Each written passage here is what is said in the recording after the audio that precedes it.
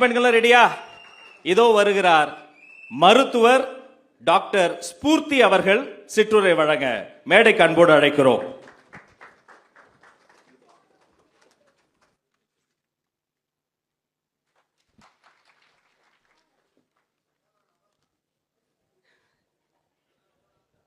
எல்லாருக்கும் ரொம்ப வணக்கம். இங்க இவ்வளோ பேர் இவ்வளோ அழகா பாடியிருக்காங்க, தமிழ்ல இவ்வளோ அழகா பேசியிருக்காங்க. எனக்கு இந்த டேலண்ட் எல்லாம் இல்லை, என்னால் முடிஞ்சது நான் பேசுகிறேன்.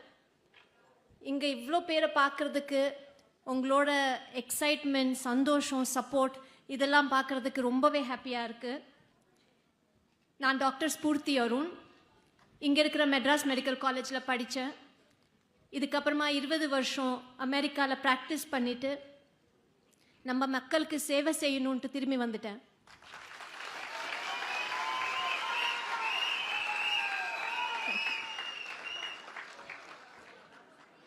தினமும் நிறைய பேஷண்ட்ஸை பார்க்குறேன், அவங்களோட வலியை பார்க்குறேன். மெடிசின்ஸ் கொடுத்து அவங்க உடம்ப வேணா சரி பண்ணலாம், ஆனால் நம்ம சமூகத்தில் இருக்கிற பாவர்ட்டி, இன்ஜஸ்டிஸ் இது எல்லாத்தையும் சரி பண்ணுறதுக்கு நம்மளுக்கு ஒரு ஸ்ட்ராங்கான கவர்மெண்ட், ஒரு கரப்ஷன் ஃப்ரீ கவர்மெண்ட் தேவை. நான் ஏன் தமிழக வெற்றி கழகத்தை சப்போர்ட் பண்ணுறேன்? இதுக்கு 3 காரணங்க. முதல்ல சேவை. மெடிசின் மாதிரியே பாலிடிக்ஸும் ஒரு சேவை தான். நம்ம தளபதி பாலிடிக்ஸ்க்கு பவர்க்காக வரல, மக்களோட குரலை கேட்டு வந்திருக்காரு. அவரோட நேர்மையும் மக்களுக்காக உழைக்கிற அந்த மனசு இதெல்லாம் பார்த்து தான் எங்களை மாதிரி ப்ரொஃபஷனல்ஸ் பாலிடிக்ஸில் இறங்கிறதுக்கு ஆசைப்படுறோம். ரெண்டாவது, பெண்களோட சேஃப்டி. சிங்கப்பெண்ணுங்க இன்னைக்கு ஆனாலும் சொல்கிறேன், ஆம்பளைங்க விட பெண்கள் ரொம்பவே டான்ஸும் சரி, எக்ஸைட்மெண்ட்டும் சரி, சூப்பர். பெண்களோட பாதுகாப்பு எவ்வளோ முக்கியம் நம்ம எல்லாருக்குமே தெரியும். டிவிகேல பெண்களுக்கு பாதுகாப்பு, மரியாதை, ஈக்குவல் ஆப்பர்ச்சுனிட்டி கிடைக்கும்னு நாங்கள் எல்லாம் நம்புகிறோம். சோஷியல் ஜஸ்டிஸ் பேச்சு மட்டும் இல்லாமல் செயலா காட்டுற கட்சி இது. என்னோட 3வது காரணம் படிப்பும் ஆரோக்கியமும். இது எல்லாரோட பேசிக் human right. Health and education is for all with dignity and without discrimination. இது எல்லாருக்கும் கிடைக்கணும். ஒரு டாக்டரா என்னோட கனவு டிவிகேயோட பாலிசிஸ் ஒன்று தான். என்னோட வேண்டுகோள், எல்லாருக்கும் எல்லாம் கிடைக்கணும்னா இப்போ ஒரு மாற்றம் தேவை. நான் பேஷண்டோட நாடியை பார்த்து ட்ரீட் பண்ணுறேன். நம்ம தலைவர் மக்களோட நாடியை புரிஞ்சு தெரிந்து ஒரு சேஞ்ச்காக பாலிடிக்ஸ்க்கு வந்திருக்காரு. இந்த நாடு நம்ம வீடு, வெற்றி நிச்சயம்.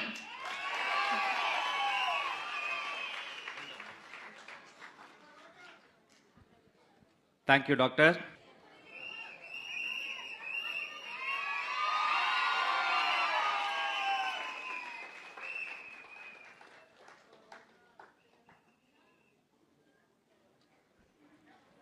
நன்றி.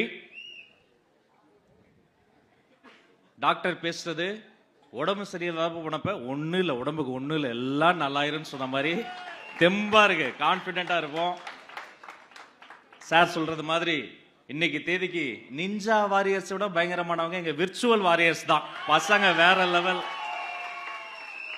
அப்படி ஒரு விர்ச்சுவல் வாரியர் யூடியூப் ஸ்பேஸ்ல நாகரீகமா ரொம்ப நல்லா அரசியல் பேசக்கூடிய அன்பு தம்பி, இன்ஃபர்மேட்டிவ் டைரியை சார்ந்த தியாகு அவர்களை ஒரு நல்ல கரவலையோட மேடை கலைக்கிறேன். சிற்றுரை வழங்க.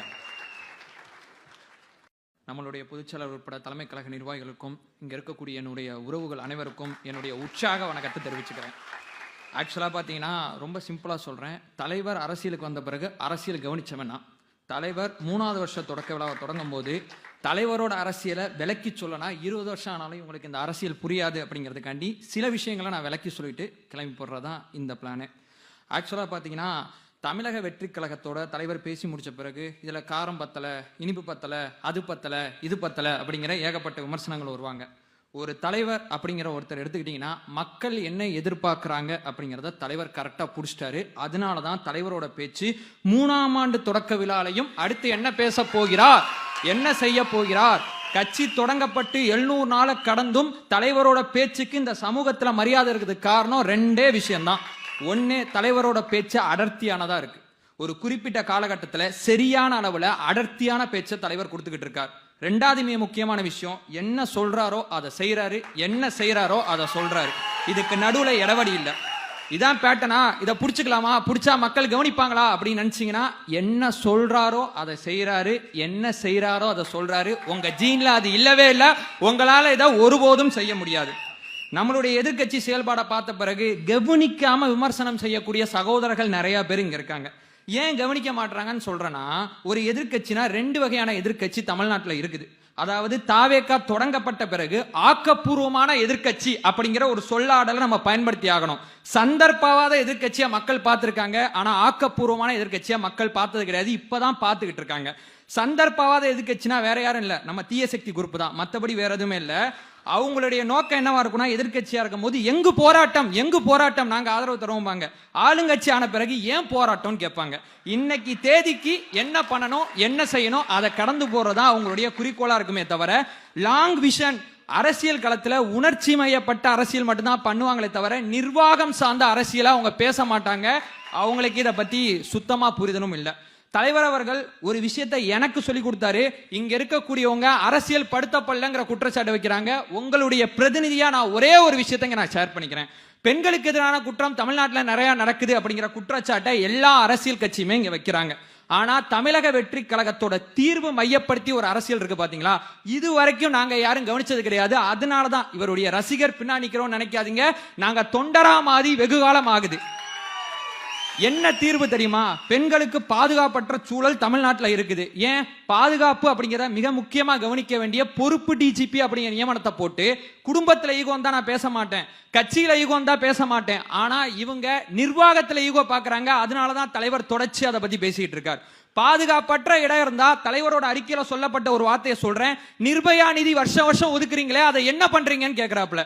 3வது மிக முக்கியமான விஷயம், ஒரு குற்றம் நடந்துச்சு, குற்றவாளியை பிடிச்சிட்டோம், அவ்வளவுதான், படம் முடிஞ்சு போச்சு அப்படிங்கிற ஒரு சினாரியை சொல்றாங்க. அந்த குற்றவாளிகளுக்கு சிறப்பு தண்டனை நீங்க வாங்கி கொடுக்கணும், சிறப்பு கோட்டை அமைங்க. இதுவும் தலைவர் எனக்கு சொல்லி கொடுத்த அரசியல் தான். ரொம்ப நாட்களா தலைவர் எங்களை அரசியல் படுத்தலன்னு சொல்லிட்டு இருக்காங்க. அரசியல் அப்படிங்கிறது ஒரு மனநிலை. இந்த மனநிலையில நான் ஒரு விஷயத்தை ரொம்ப தெளிவா சொல்றேன். லைவ் அண்ட் லா பார் பஞ்ச் நோக்கி நகர ஆரம்பிச்சிட்டோம். எங்களுடைய அறியாமையை பயன்படுத்தி நீங்க பண்ற அரசியலை நாங்க புரிஞ்சுக்கிட்டோம். இந்த ப்ராசஸ்ல சொல்லுவேன், ஒரு மேடையில சிடிஆர் நான் பதிவு செஞ்சிருப்பார், கத்துப்பான், கூடிய சீக்கிரம் கத்துப்பான் அப்படிங்கிற ஒரு நம்பிக்கை தெரிவிக்கக்கூடிய வார்த்தையை பயன்படுத்தியிருப்பாரு. அதே தான் சொல்றேன், கூடிய சீக்கிரம் கத்துக்கிட்டோம். எங்களுக்கு எதிராக நீங்க அரசியலே பண்ண முடியாது. ஒரே ஒரு விஷயத்தை இங்க அரங்கத்தில் இருக்கக்கூடிய அத்தனை பேரையும் சொல்லிட்டு என்னுடைய பேச்சை நிறைவு செஞ்சுக்கிறேன். ஆக்சுவலா பாத்தீங்கன்னா தலைவரை பொறுத்தவரையும் இந்த கட்சியை பொறுத்தவரையும் ஒரே ஒரு சொல்லாடல் நம்ம ஃபாலோ பண்ணோம்னா, 2026 அப்புறம் 2027 வரும்ல, தலைவர் இங்க முதலமைச்சரா 4ஆம் ஆண்டு தொடக்க விழாவை நம்ம ஃபாலோ பண்ணுவோம். தனக்கு ரொம்ப ரொம்ப ரொம்ப ரொம்ப முக்கியமான விஷயம், தனக்கு அங்கீகாரம் நம்ம இலக்கு கிடையாது, தலைவருக்கு அதிகாரம் அப்படிங்கறதா நம்மளுடைய இலக்கா இருக்க முடியும். ஒரு இலக்கு இருக்கு, தனித்தனியா ஓடாம இலக்கு எல்லாத்தையும் ஒன்னு சேர்த்து மையப்புள்ளியை நோக்கி ரொம்ப தெளிவா ஓடுவோம். தலைவர் எப்போதும் தன்னுடைய பேச்சை முடிக்கும் போது நமக்கு கான்பிடன்ஸ் சொல்லி முடிப்பாரு. களத்திலிருந்து வந்தவன்கிற முறையில சொல்றேன், கான்பிடண்டா இருக்க தலைவா, வெற்றி நிச்சயம். வாய்ப்புக்கு நன்றி. வாழ்த்துக்கள். வாங்க தியாகு அவர்களை பாராட்டுகிறோம்.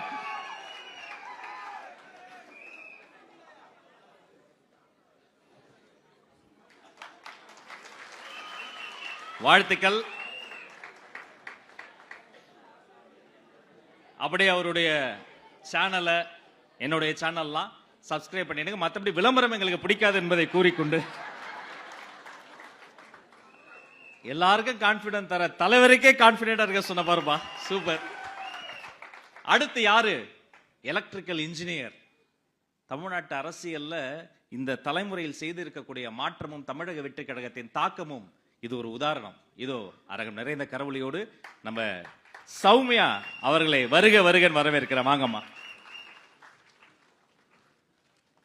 இந்த 3ஆம் ஆண்டு துவக்க விழால உங்களெல்லாம் சந்திக்கிறதுல நான் ரொம்ப பெருமை அடைகிறேன்.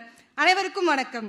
ஒரு சாதாரண பெண்ணானா இன்று மாநில நிர்வாகியா இருக்கேன். இதுக்கு காரணம் யாரு? நான் ஒரு அரசியல்வாதி அப்படின்னு சொல்றதுல ரொம்ப பெருமைப்படுறேன். அதுக்கு காரணம் நம்ம தளபதி தான். பல பேர் என்கிட்ட கேட்குறாங்க, எத்தனையோ கட்சி இருக்கு, நீ ஏன் புதுசா வந்த டிவிக்கு ஆதரவு கொடுக்குற அப்படின்னு. அதுக்கு நான் ரொம்ப சிம்பிளா 3 காரணம் சொல்றேன். முதல் காரணம் மாற்றத்திற்கான நம்பிக்கை. நாங்க பல வருஷமா பார்க்குற அதே அரசியல், அதே வாக்குறுதி, இதையெல்லாம் தாண்டி ஒரு முக்கியமான புது சிந்தனை இந்த தமிழ்நாட்டுக்கு வேணும்னு நான் நம்புறேன். நம்ம தளபதி சொல்ற பிறப்புக்கும் எல்லா உயிர்க்கும் அப்படிங்கிற அடிப்படை கோட்பாடு ஒரு பெண்ணா எனக்கு பெரிய நம்பிக்கையை கொடுக்குது. பெண்களுக்கான முக்கியத்துவம். அரசியல்னா அது ஆண்களுக்கான இடம் மட்டுமல்ல, அது பெண்களுக்கான இடமும் அப்படின்னு தான் நம்ம டிவிக்கே உணர்த்துது. அடிமட்ட தொண்டர்களான எங்களுக்கும் எங்களை மதிச்சு இந்த பொசிஷனை கொடுத்துருக்கு அப்படின்னா அது டிவிக்கே தான். கல்வி, பாதுகாப்பு, சுயமரியாதை, இந்த 3த்துலயும் தமிழக வெற்றி கழகம் மேற்கொள்ளக்கூடிய அனைத்து நடவடிக்கையும் தமிழ்நாட்டு பெண்களின் வாழ்வாதாரத்தை உயர்த்தும்னு நான் உறுதியா நம்புறேன். நம்ம தளபதி எதையும் யோசிக்காம செய்ய மாட்டாரு. அவர் நிதானமா ஆழமா யோசிச்சுதான் இந்த அரசியலுக்கு வந்திருக்காரு. நம்ம தளபதி எதையும் யோசிக்காம பேசவும் மாட்டாரு. அவர் பேசினா இந்த உலகமே அவரை யோசிக்க வைப்பாரு. அவரோட நேர்மையும் உழைப்பும், இந்த மக்களுக்காக எதையாவது அவர் செய்யணும்னு நினைக்கிற அந்த துடிப்பும் தான் இந்த கட்சியில என்னை இணைய வச்சுது. இது வெறும் ரசிகர் கூட்டம் இல்லைங்க, அதையும் தாண்டி பொறுப்புள்ள அரசியல் கூட்டமா மாறி இருக்கிறத பார்க்கும்போது எனக்கு பெருமையாகவும் சந்தோஷமாகவும் இருக்கு. பிறப்புக்கும் எல்லா உயிர்க்கும் அப்படின்ற சமத்துவ பாதையில தளபதி உங்க பின்னாடி நாங்க கோடிக்கணக்கான பெண்கள் இருக்கோம். அண்ணா, நீங்க நல்லா இருக்கணும், நம்ம கட்சி நல்லா இருக்கணும், நம்ம நாடு நல்லா இருக்கும். எனக்கு வாய்ப்பு கொடுத்த பொதுச் செயலாளருக்கு நன்றி அண்ணா. நல்லதே நடக்கும், வெற்றி நிச்சயம் அண்ணா. தமிழக வெற்றி கழகம் வாழ்க. நன்றி. வாங்கம்மா. தலைவரிடம் வாழ்த்து பெறுகிறார் எலக்ட்ரிக்கல் இன்ஜினியர் சௌமியா அவர்கள். அவரே சொன்னதை போல ஒரு இளம் பெண் மாநில நிர்வாகி. அடுத்து பேச வர்றவர் ஒரு இளம் அரசியல் தலைவர். ஏற்கனவே ஒரு மேடையில் அவர் பேசின வீடியோ சமூக வலைதளத்தில் மிகவும் வைரல். 2 வகையான பேச்சு, மூளையிலிருந்து பேசுவது, இதயத்திலிருந்து பேசுவது. இந்த தம்பி இதயத்தில் இருந்து பேசக்கூடிய அன்பு தம்பி நிரஞ்சன் அவர்களை நல்ல கரவொலியோடு மேடைக்கு வருக வருக சிற்றுரை தருகன்னு அழைக்கிறோம். வாங்க தம்பி.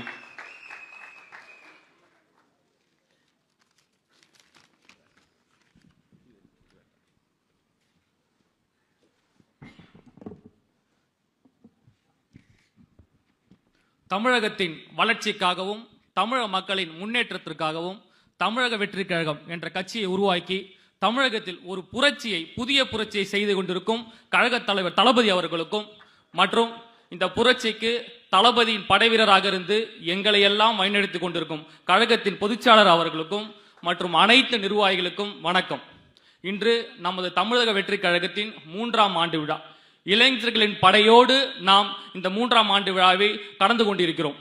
நமது கட்சி ஆரம்பித்த சில நிமிடங்களிலேயே பல கோடி உறுப்பினர்களை இந்த கட்சியில் இணைந்த ஒரே கட்சி தமிழக வெற்றி கழகம்.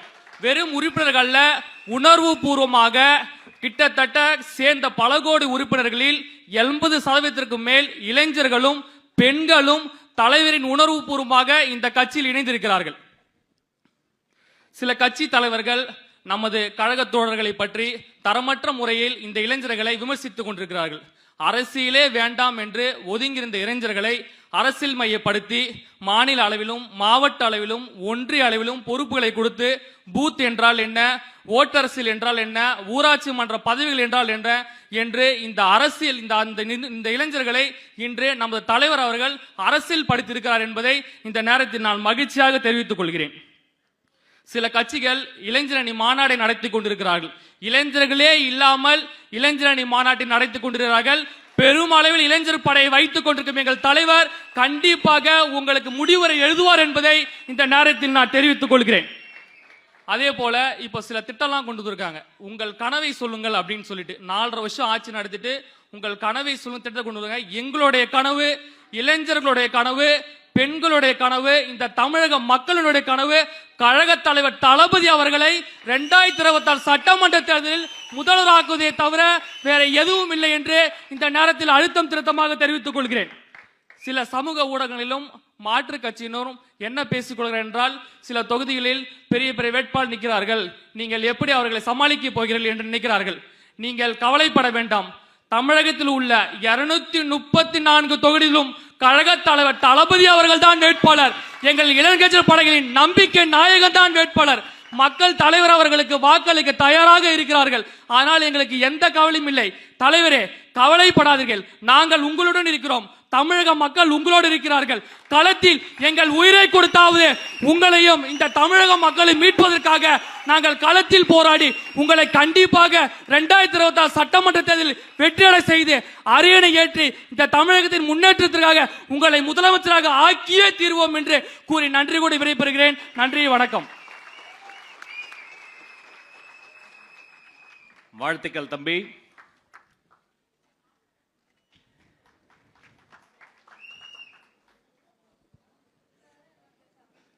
மேல இருந்து பார்க்கும்போது மனசுக்கு நிறைவா இருக்கு. ரொம்ப நாள் குழந்தை இல்லாத ஒரு அம்மா வீட்டுல ரெட்டை குழந்தை பிறந்தா எவ்வளவு சந்தோஷம் இருக்கும். அப்படி 2 பக்கமும் நம்முடைய ஆண்களும் சிங்க பெண்களும் நிறைஞ்சிருக்கிறத பார்க்க சந்தோஷமா இருக்கு. யார் என்ன சொன்னாலும் பரவாயில்ல, கவலைப்படாதீங்க, நமக்கு சிங்க பெண்கள் தான் முக்கியம். இந்த சிவாஜி கிவாஜி எல்லாம் உங்க கால் தூசுக்கு கூட அவங்களா வர மாட்டாங்க. இதோ ஒரு சிங்க பெண் வருகிறாள், அருமை தங்கை காவ்யா. கரவளையோடு அவரை வரவேற்போம். வாமா. பேச வாய்ப்பு கொடுத்த எல்லாருக்கும் ஃபர்ஸ்ட் நன்றி. எல்லாருக்கும் வணக்கம். தமிழக வெற்றி கழக தலைவர் தளபதி அவர்களுக்கும் கழக பொதுச் செயலாளர் அவர்களுக்கும் நன்றி. இந்த அப்பாவோட ஆட்சி முடிய போறதுக்குள்ள பெண்கள் எல்லாரும் காணாம போயிருவோம் போல. அப்படி ஒரு பாதுகாப்பற்ற சூழல்ல தான் தமிழ்நாட்டு பெண்கள் வாழ்ந்துட்டு இருக்கோம். வெல்வோம் ஒன்றாக, வெல்லும் தமிழ் பெண்கள்னு புரட்சி வசனம் பேசுறாங்கல்ல. இந்த திராவிட மாடல் ஆட்சியில இந்த 4.5 வருஷத்துல பெண்களுக்கு நடந்த கொடுமை எத்தனையோ இருக்கு. கண்ணுக்கு தெரிஞ்ச சில விஷயங்களை பேசுவோமா? எல்லாருக்கும் தெரிஞ்சதுதான், தான் நண்பனை சந்திக்க போன பொது முக்கிய இடம் விமான நிலையத்துல பெண்களுக்கு பாலியல் தொந்தரவு கொடுக்கறாங்க. படிக்கிற வளாகம் அண்ணா பல்கலைக்கழகம் மாணவிக்கு பாலியல் தொந்தரவு கொடுக்கறாங்க. நந்தனம்ல கேன்டீன்ல வேலை பார்க்கிற பொண்ணுக்கு கேன்டீன்குள்ளேயே பாலியல் வன்கொடுமை பண்றாங்க. சரி, தமிழ்நாட்டு பெண்களை தான் இவ்வளவு பாடுபடுத்துறாங்கன்னு பார்த்தா பிற மாநிலத்தில இருந்து பிழைக்க வந்த பெண்களை கூட விட்டு வைக்கிறது இல்ல, அங்கேயும் கைவரிசையை காட்டுறாங்க. அடையாறுல ஒரு பெண்ணை 4 பேர் சேர்ந்து பாலியல் வன்கொடுமை செஞ்சு கொலை பண்ணிட்டு போறாங்க. இது என்னன்னா தமிழ்நாட்டுக்கு வந்த சோதனைன்னு நம்ம எதிர்த்து கேட்டா கொலை, எதுக்கு எடுத்தாலும் ஊழல், ஏன்னு கேட்டா அரசியல். இதுதான் இப்ப தமிழ்நாட்டோட நிலைமை. இன்னைக்கு நம்ம தமிழக வெற்றி கழகத்துல இத்தனை பெண்கள் இணைஞ்சிருக்காங்கன்னா இது எதுவுமே, அப்பா அவர்களே நல்லா கேட்டுக்கோங்க, இது எதுவுமே தேடி சேர்த்த கூட்டம் கிடையாது, தானா சேர்ந்த கூட்டம். நாங்க ஏஜென்சி மூலமா ஆள் வச்சு எடுக்கல. சந்தானம் சொல்லுவார்ல, சென்சார் இருக்கு, காசு கொடுத்து சேர்க்கல, தானா சேர்ந்திருக்கோம். தமிழக வெற்றி கழகத்துல இத்தனை பெண்கள் இவ்வளவு பேரு தைரியமா இன்னைக்கு வந்து பேசுறாங்க, தைரியமா தன்னை ஒரு கட்சியில இணைச்சுக்கிறாங்க, அரசியல்ல ஆர்வம் காட்டுறாங்கன்னா அதுக்கு ஒரே காரணம் தான், பெண்கள் நாங்க சேர்ந்த கட்சி எப்படி, அக்கட்சி தலைவர் அப்படி, அக்கட்சியும் அக்கட்சி தலைவரும் பெண்களுக்கு கொடுக்கிற மரியாதை அப்படி, முக்கியத்துவம் அப்படி, பாதுகாப்பு அப்படி, பங்களிப்பு அப்படி. இன்னைக்கு இத்தனை ஆண்கள் ஈக்குவலா உட்கார்ந்து இருக்கோம், அதே சைடு திரும்பி பாருங்க, பெண்கள் ஈக்குவலா உட்கார்ந்து இருக்கோம். எந்த கட்சியில பாத்திருக்கீங்க இத? பெண்கள் இவ்வளவு தைரியமா பேசுறோம் அப்படின்னா தமிழக வெற்றி கழகம் தம் பெண்களுக்கு கொடுக்கிற முக்கியத்துவம், அப்படிப்பட்ட பங்களிப்பு அது. ஆனா உங்க கட்சியில பார்த்தா நம்ம சொல்லக்கூடாது, தொகுதியில நிக்க கூட பங்களிப்பு இருக்க மாட்டேங்குது, முக்கியத்துவம் இருக்க மாட்டேங்குது. அப்புறம் எப்படி தமிழ்நாட்டு பெண்களுக்கு முக்கியத்துவம் இருக்கும்? ஒரு கட்சி ஆட்சிக்கு வரதுக்கு முன்னாடியே இவ்வளவு மாற்றங்களை பெண்களுக்கு மத்தியில ஏற்படுத்தி இருக்கு, இங்க கொண்டு வந்து நிறுத்தி இருக்குன்னா, ஆட்சி நாங்க அமைச்சோனா, முதலமைச்சர் ஆனோனா எவ்வளவு பெரிய மாற்றத்தை கொடுப்போன்றதுக்கு இந்த சத்தம் தான் உதாரணம்.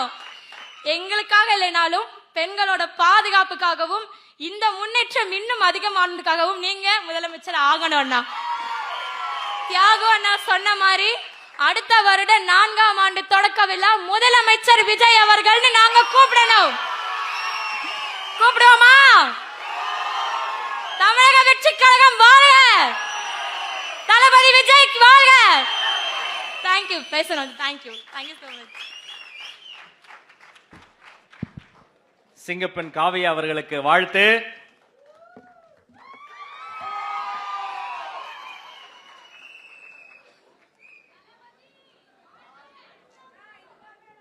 பேச்சுனா இப்படி நாகரிகமா இருக்கணும். இந்த சிங்கப்பெண் கிட்ட கத்துக்கங்க சிவாஜிகளே, கொஞ்சம் கத்துக்கங்க, தெரிஞ்சுக்கங்க. இதான் தமிழக வெற்றி கழகம்.